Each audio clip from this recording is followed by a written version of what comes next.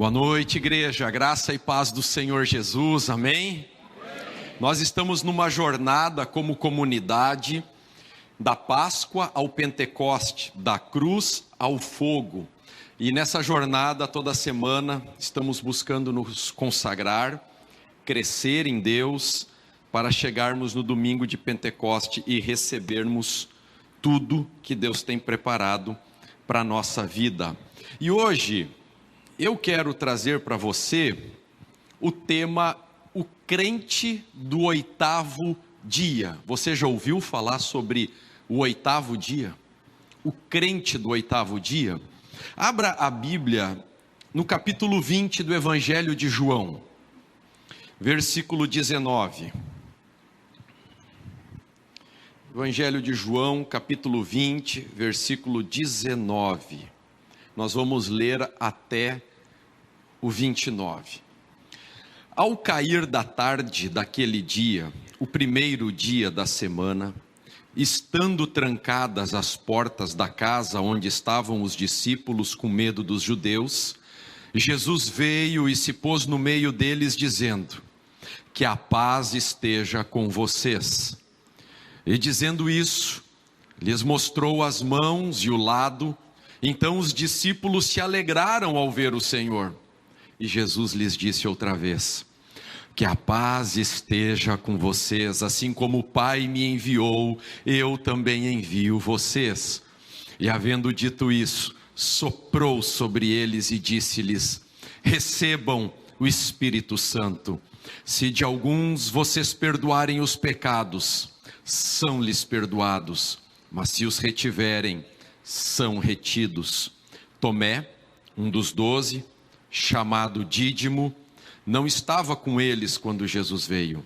Então os outros discípulos disseram a Tomé: vimos o Senhor.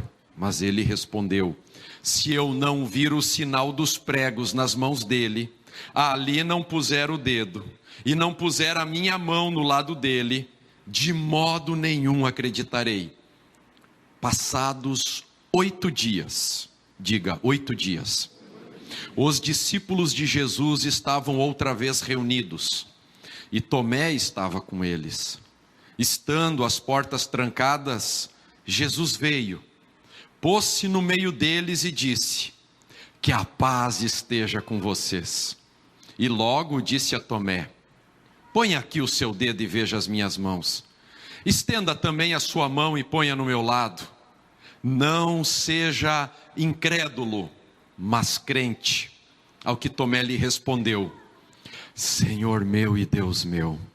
Jesus lhe disse: você creu porque me viu? Bem-aventurados são os que não viram e creram. Que o Senhor fale conosco nessa noite, em nome de Jesus, amém? Complete a frase para mim. Todos nós conhecemos Tomé. Complete a frase. Tomé é aquele que precisa ver para... Você conhece. Nós conhecemos Tomé dessa forma. Mas nós lemos aqui no texto que ele também era chamado Dídimo. E Dídimo do hebraico significa gêmeo, porque ele era gêmeo com outra pessoa. E aqui nós vemos como duas pessoas tão parecidas, criadas na mesma casa, na mesma família, podem ser tão diferentes uma da outra. Porque ele tinha um gêmeo, ele seguia Jesus. O gêmeo dele não seguia Jesus. Ele era chamado Dídimo, gêmeo, apelido no hebraico, ou Tomé. Pouco se fala, mas o Tomé tem algumas atitudes muito boas que as pessoas não lembram. Por exemplo, você já ouviu aquele versículo de João, capítulo 14, versículo 6? Eu sou o caminho, ninguém vem ao Pai. Sabe por que Jesus disse isso?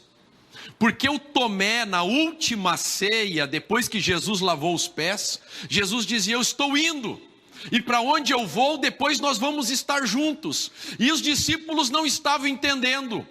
E o Tomé teve coragem de dizer: Senhor, para onde tu vais? Qual o caminho? Então Jesus responde: eu sou o caminho, a verdade e a vida. Ninguém vem ao Pai se não por mim. Muito obrigado, Tomé. Porque se ele não tivesse dito para Jesus, Jesus não tinha dito para nós esse versículo tão conhecido e tão importante para as nossas vidas. Quando ele ressuscitou Lázaro, os judeus de Jerusalém já estavam se organizando para prender Jesus, condenar, assassinar Jesus. E os discípulos já estavam começando a pensar se valia a pena seguir Jesus. Tanto é que Judas constrói um plano para sair na frente, que termina muito mal, você conhece a história. E o Tomé, quando ele diz assim, vamos até a Judéia, vamos até Lázaro para ressuscitá-lo, o Tomé vê que os colegas dele, os companheiros, 12, estão com dúvida, e ele diz para os 12, está lá em João 11, capítulo 11, vamos lá, vamos junto com Jesus para morrer com ele.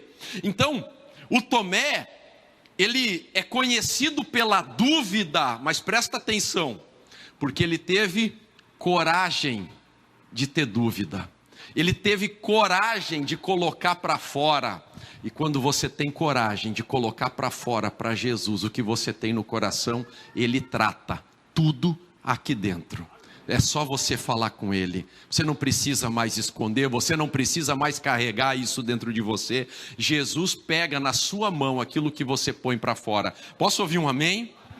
Alguns anos atrás nós tivemos aqui, falando com todos os líderes de LGF, tem algumas pessoas que são desse tempo, pastor Ed, a pastora Joanita, eu acho que o Rafa e a Marília, eu não lembro do Lorenzi e da Jujuca, mas algumas pessoas eram desse tempo. Nós recebemos o Andrew, um indiano. O Andrew é um nome ocidental, porque o nome hindu dele eu não conseguiria falar, é muito difícil. Então ele no mundo ocidental, ele se apresentava como Andrew. E ele depois lá em casa, eu perguntei para ele como ele se converteu, porque a Índia é um país com poucos cristãos, muito pouco. E ele disse para mim, eu falei 12ª, não era 12ª, eu vou corrigir, é 14ª. Ele disse, eu sou a 14ª geração de uma pequena aldeia no sul da Índia que se converteu com o Tomé. O meu tataravô se converteu com o Tomé sendo martirizado. Talvez você não saiba, no ano 72 depois de Cristo, portanto são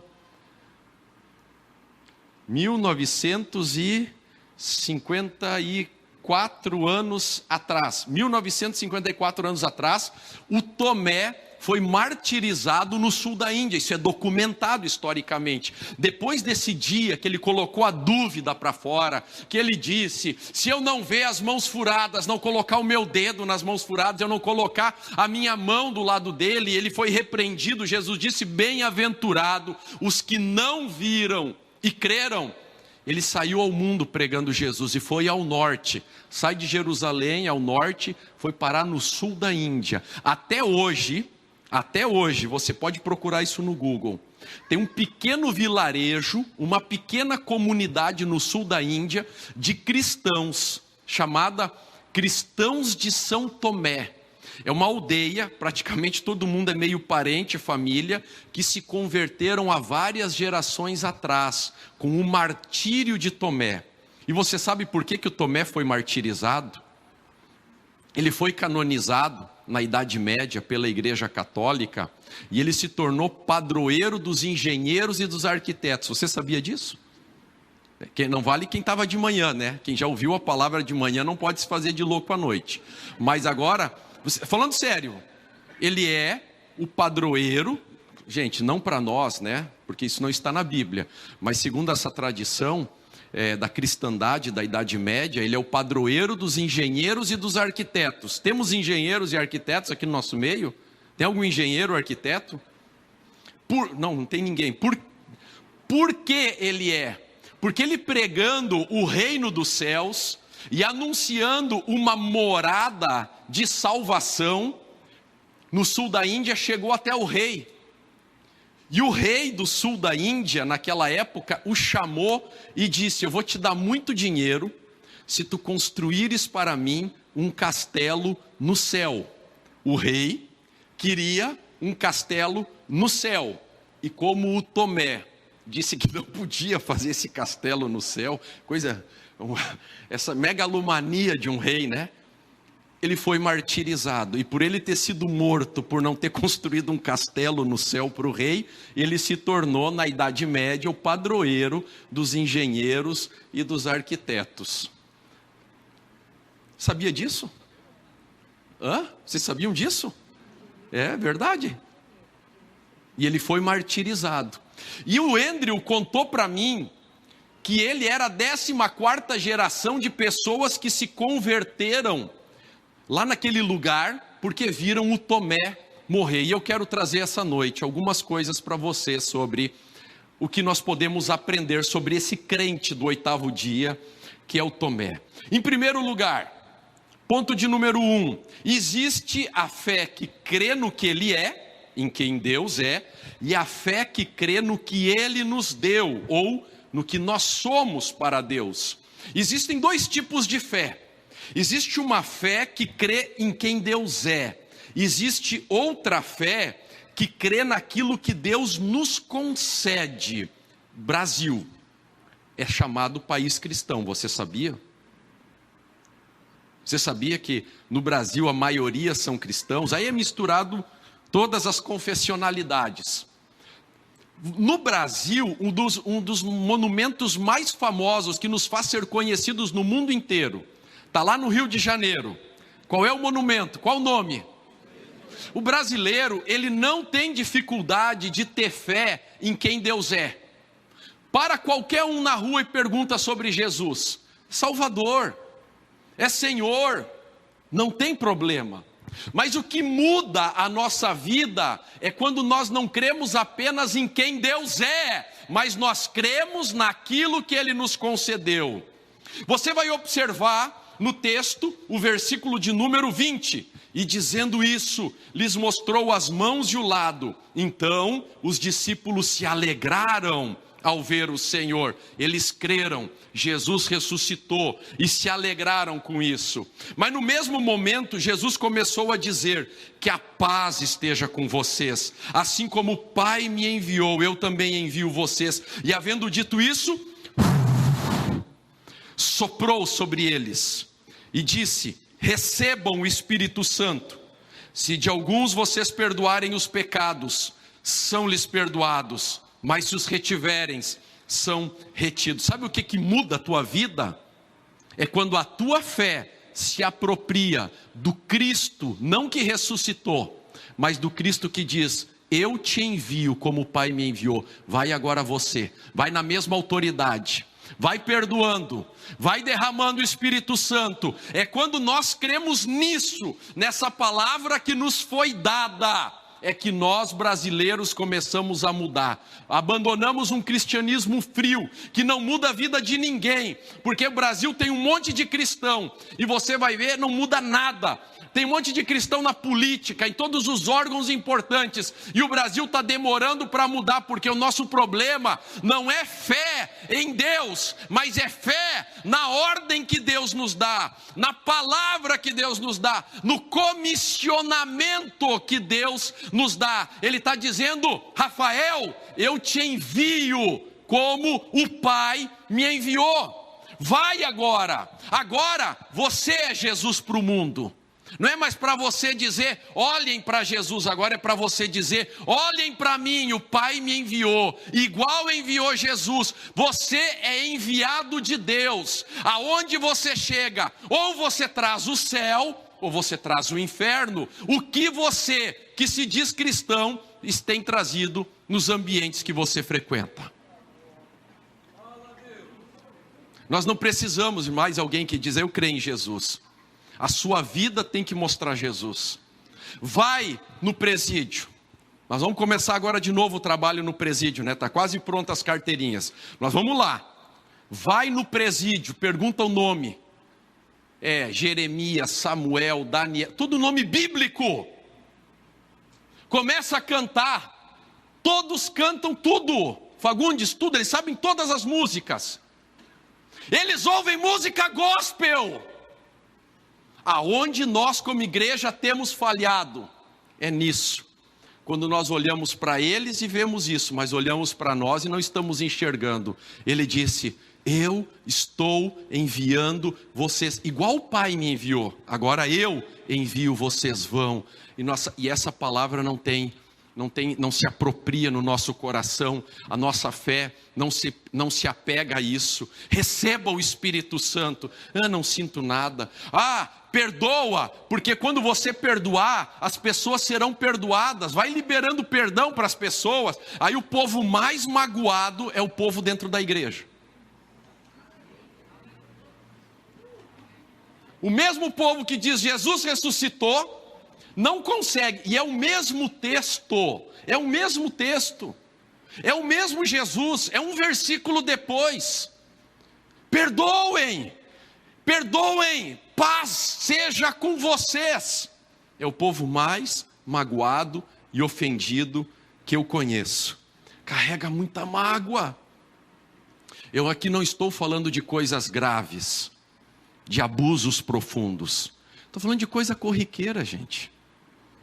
Porque ele disse, porque ele fez, ou não disse, ela disse.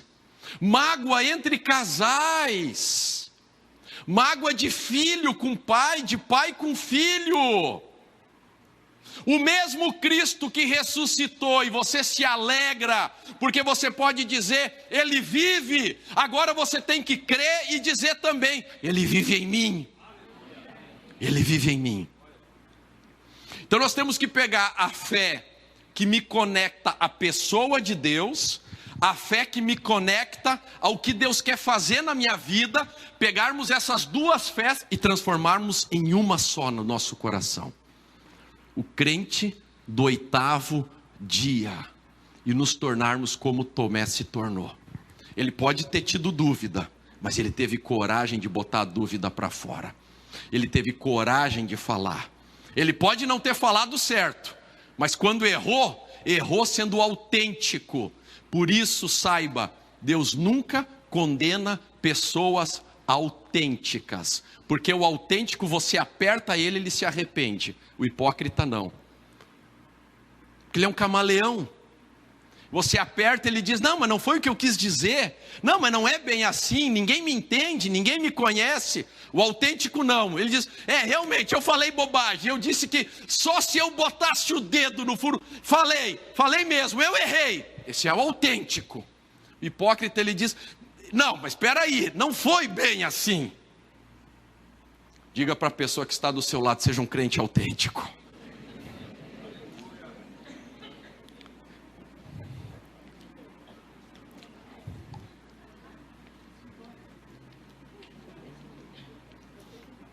Dois, 8 dias para fortalecer a dúvida, mas apenas uma palavra para destruí-la.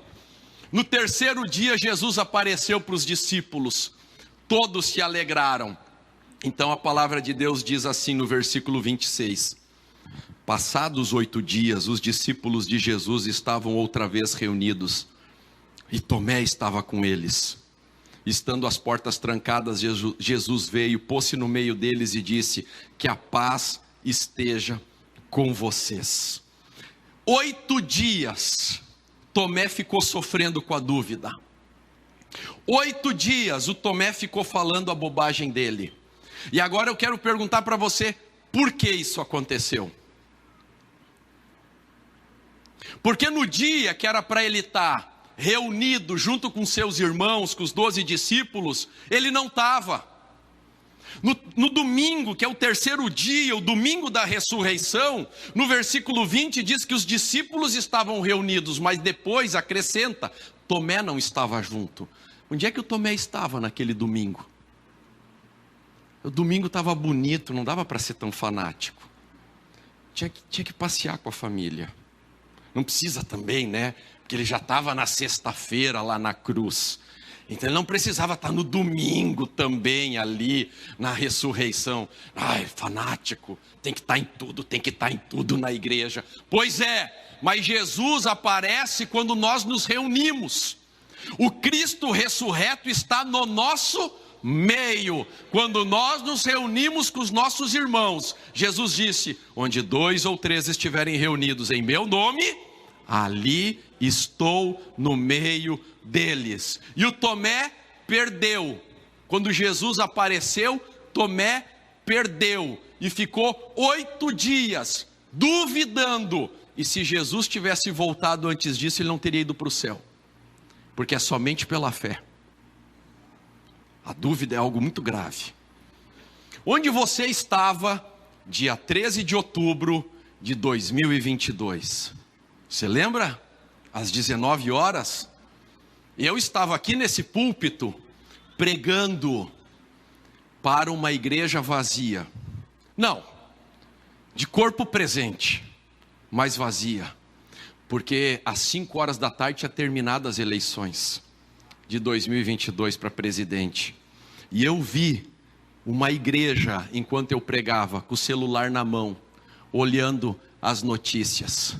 Uma igreja que ficou oprimida, um monte de gente ficou oprimido com essa questão de política, ficou mal, porque quando era para Jesus se manifestar, quando era ia mudar alguma coisa, você esperar para olhar as notícias, Patrícia, depois que a celebração terminasse? Ia mudar alguma coisa no resultado? Ia mudar alguma coisa?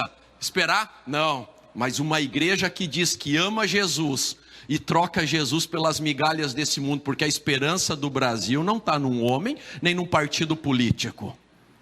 A esperança do Brasil é a igreja, o bom testemunho da igreja, é o evangelho de Jesus Cristo.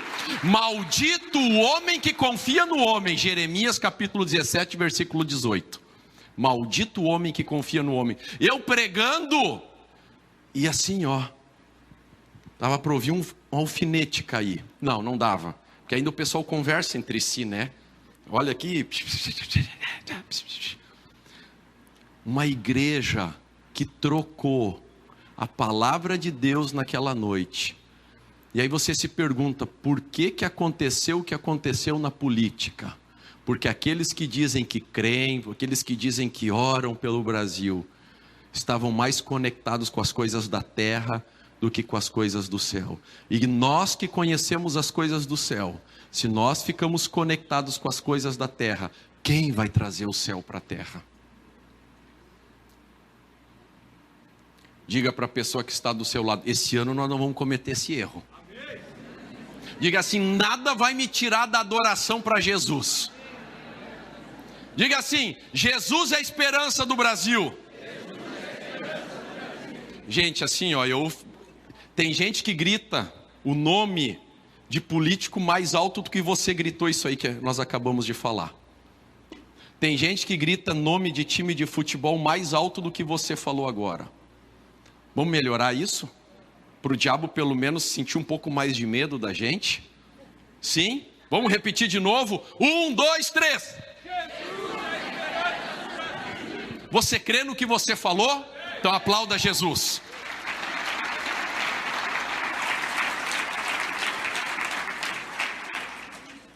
Toda hora que eu começo a entrar em dúvida, toda hora que a minha cabeça começa a ter mais medo do que certeza, mais ansiedade do que paz, eu faço uma avaliação de mim mesmo. E sabe qual é o meu diagnóstico sempre?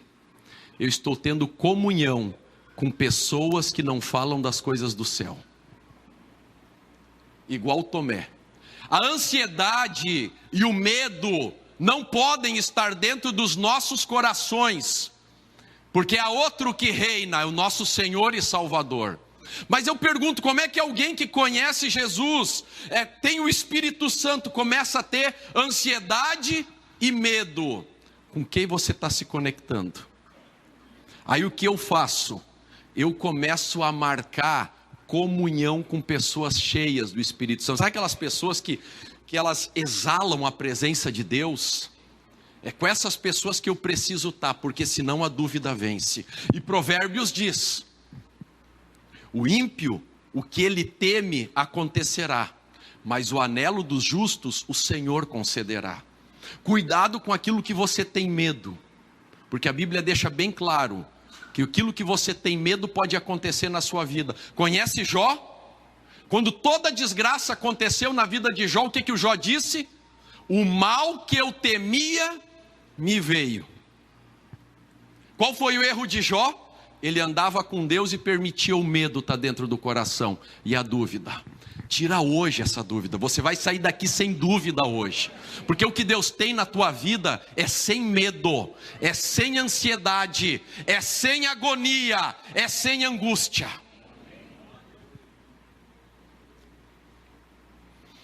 Escolha hoje, se você vai esperar quantos dias para acontecer. Maria Madalena, já de manhã, de madrugada no domingo, foi ao túmulo de Jesus. Pedro e João correram até o túmulo de Jesus de madrugada. Paulo, ele diz, eu sou um apóstolo fora do tempo, porque Jesus apareceu ressurreto para ele, muitos anos depois, e ele estava em Damasco sozinho, então Jesus tem que aparecer para outro, que é o Ananias, e Jesus diz para ele, Ananias, pega o seguinte endereço, vira à direita, vira para a esquerda, e chega numa casa, no fundo dessa casa tem um homem chamado Saulo, ele acabou de se converter, ele está cheio de dúvida, vai lá orar com ele. Se o Paulo, quando estava com dúvida, Deus, pela sua misericórdia, mandou o Ananias, um cara que depois nunca mais apareceu na Bíblia, vai lá ter comunhão com o Paulo, porque o Paulo recém se converteu, e ele está com dúvida, a cabeça dele está cheia de dúvida, vai lá orar com ele. E a Bíblia diz que quando Ananias chegou, as escamas caíram dos olhos de Paulo. Irmão, eu quero estar contigo, eu preciso estar contigo. Eu preciso estar com gente cheia do Espírito Santo. Eu preciso estar com gente que diz assim para mim, essa madrugada eu orei, eu estive com Jesus. Pessoas que quando eu não consigo orar, me fortalecem na oração. Escolha estar com pessoas que têm o cheiro da presença de Deus. Faz o teste. Vai conversar com alguém que se diz cristão e não fala das coisas do céu. Sério, faz o teste para ver como você vai ficar na hora de dormir à noite. Você já teve um dia que você sem motivo deitou na cama e o sono não veio? E a cabeça ficou girando? Vocês me olham de um jeito, tem alguém aqui? Nunca aconteceu com vocês? Perceba o que você conversou, o que você ouviu, o que você deixou entrar na sua cabeça durante o dia. Faz o teste. Agora, quando você teve comunhão com pessoas que te levaram a renovar o amor de Deus dentro de você, já viu como você vai deitar à noite? Sabe aquele dia, aquele domingo que você, que nem eu, tive lá com o pessoal da Rede Azul, fizemos um almoço, uma comunhão lá na casa do Ney e da Nice hoje. Meu, sabe aquele domingo à tarde, 3 horas nós estávamos sem sono, tá com gente de Deus, conversando coisa boa, brincamos, rimos muito, porque aonde está o pastor Manolo, o Alex, não tem como não rir, né? Vocês conhecem as histórias deles? Um dia ele vai contar as histórias para vocês, tem cada história legal. O Jeff também, né? As histórias do Jeff também é de chorar de rir. Coisa boa, irmãos, eu chego agora no culto bem, porque eu estava com pessoas que eu amo e que me amam. Agora, você que estava lá na casa da sua sogra hoje, não, estou brincando, é brincadeira. Você que almoçou na casa da sogra, é brincadeira, gente, é brincadeira. Mas quando você está com pessoas de Deus, é diferente, é ou não é? Pega a pessoa que está ao teu lado e diz, obrigado, meu irmão, me ajuda a ficar mais perto do céu, me ajuda a tirar o meu coração das coisas da terra.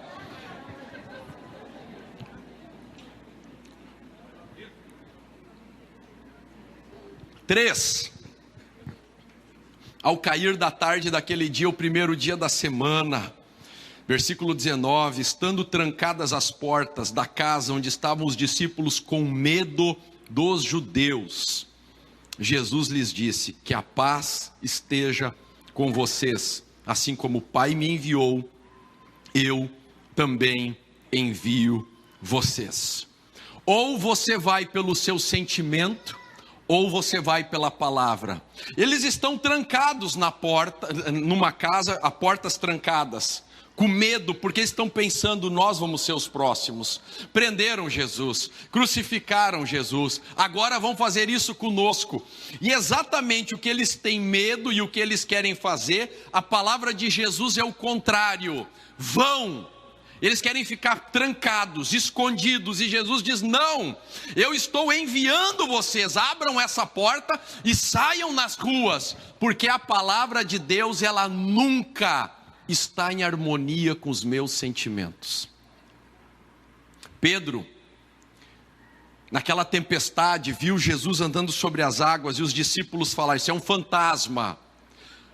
Mas Cristo chegou e disse: não temas, sou eu. Mas eles não acreditavam, eles disseram: isso é um fantasma, ninguém anda sobre as águas. Mas o Pedro teve coragem de dizer: Cristo, se és tu, manda eu ir ter contigo sobre as águas. E Cristo disse: vem. E ele tira o pé do barco, põe na água, por causa daquela palavra, vem. E ele começa a andar. E o que a Bíblia conta? Que ele andando, ele começa a sentir aquelas gotículas e a cabeça dele começa a funcionar. Espera aí, como é que está acontecendo essas ondas? Eu estou em cima, eu nunca vi isso, eu sou pescador, eu sei nadar, eu nunca vi um negócio assim. Como é que isso está acontecendo? E aí, quando ele começou a pensar, quando ele deu lugar ao sentimento, o que acontece na vida dele? Ele começa a afundar. E afundou de tal ponto esse pescador que sabia nadar, que ele diz assim: Cristo, me salva. E Cristo pega ele pela mão e põe ele dentro do barco. Sempre o teu sentimento luta contra a palavra de Deus. O teu sentimento não está em harmonia com aquilo que Deus fala. As pessoas que recebem milagres são pessoas que conseguem vencer os seus sentimentos. E a palavra de Deus, ela vem para mudar. Ponto de número 3, fé é o contrário de sentimento. E é pela palavra que os nossos sentimentos mudam. Pela palavra que os nossos sentimentos mudam. Você vai perceber que na sua vida, viver bem é viver acima dos seus sentimentos. Você vai perceber que o maior impostor mora dentro de você.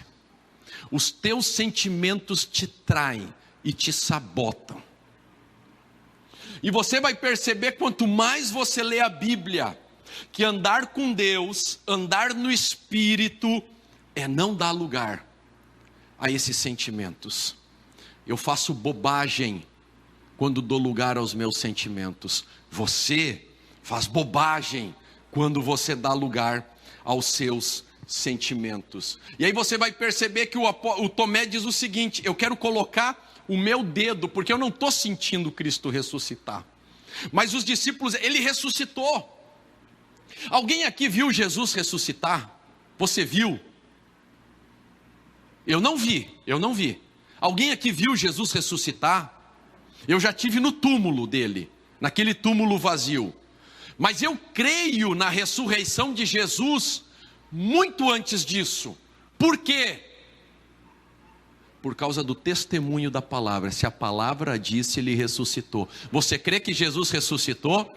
Agora eu vou perguntar de novo: você sente que Jesus ressuscitou? Muitos dias não, né? Aqui sim, agora, mas muitos dias não.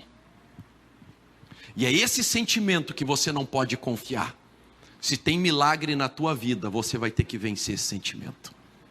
Se você quer experimentar o sobrenatural de Deus, você vai ter que vencer o sentimento que diz assim: só se eu colocar o dedo, só se eu sentir o furo dos pregos na mão de Jesus quando ele foi crucificado, aí eu vou crer. É esse sentimento que Deus não aceita na nossa vida. 4, fé do possível e fé do impossível.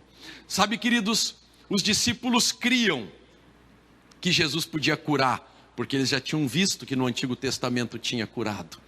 Os discípulos podiam crer que Jesus expulsava demônio ou ressuscitava pessoas, porque isso já havia acontecido no Antigo Testamento. Mas nunca alguém descer até o inferno, vencer o inferno, voltar no terceiro dia e dar a vitória sobre a morte para todas as pessoas que creem. Isso era algo muito impossível, fora da caixinha. E nós temos que aprender que o nosso Deus é tão criativo que eu não posso só crer, acreditar naquelas coisas que eu já ouvi que ele fez. Eu tenho que crer em coisas que eu nunca ouvir Ele fazer, porque Ele quer fazer na minha vida, e Ele faz coisas na minha vida que Ele não fez na vida dos outros. Então eu tenho que estar aberto ao impossível. Nós ouvimos um testemunho do ano passado, do irmão do pão multiplicado, nome do irmão, desculpa, Tiago, contou aqui como ele se converteu, estava buscando a Deus, viu ali no texto que Jesus multiplicou pão. Quem estava no dia que ele contou o testemunho?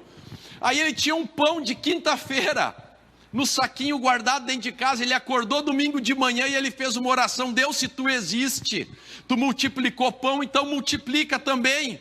Ninguém passou na padaria, ninguém entrou na casa dele. Ele pega o saco de pão, que tinha um pão dormido, seco e velho, ele abre domingo de manhã depois de ter feito oração, e tem 2 pães frescos ali. Explica isso agora. Explica. Quando você se abre para o impossível, você conhece o Deus que você serve. Diga para a pessoa que está do seu lado: não seja incrédulo, seja crente. Diga assim: Ele quer fazer o impossível na sua vida.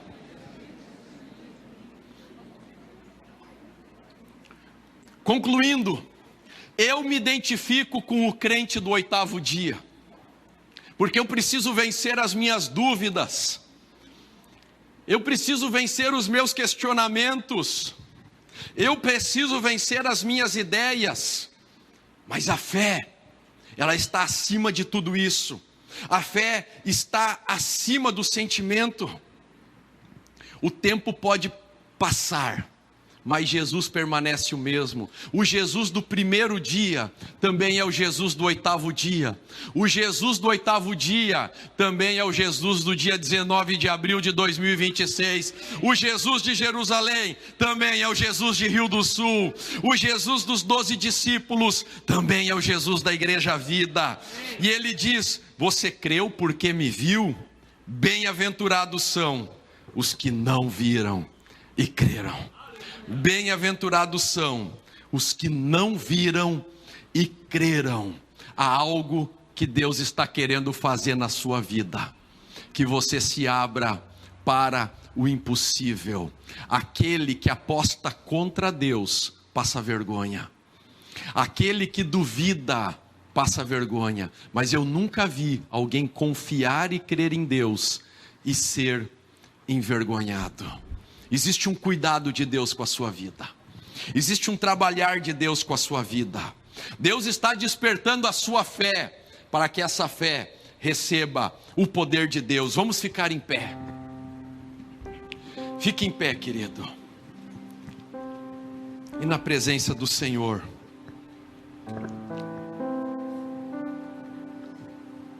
vamos pedir perdão pela incredulidade, pelas dúvidas que colocamos.